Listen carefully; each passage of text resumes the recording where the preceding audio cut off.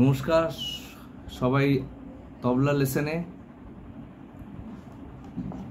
কিছু মানুষের রিকোয়েস্টে আমি এই ইউটিউব চ্যানেলটা ওপেন করলাম।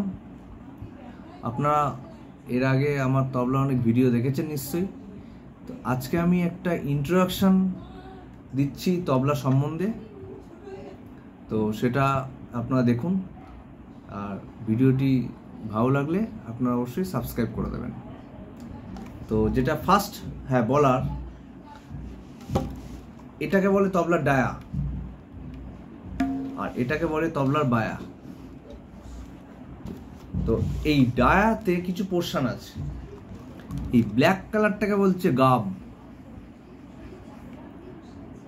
একদম সাইডে যে গোল সাদা অংশটা সেটাকে বলে কানি, আর মাঝখানের সাদা অংশটাকে বলে সুর।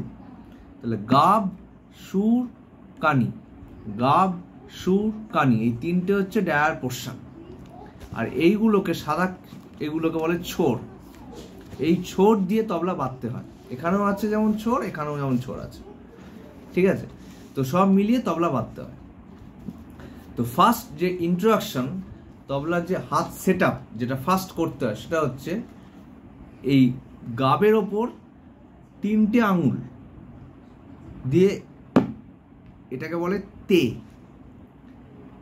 তিনটে আঙুল, তারপর একটা আঙুল রে, তে রে, তারপর হচ্ছে বায়াতে পাঁচটা আঙুল তে রে কে, এটা কে, আবার তিনটে আঙুল টে, তে রে কে টে, আবার একটা আঙুল তা, আবার বায়াতে পাঁচটা আঙুল ক।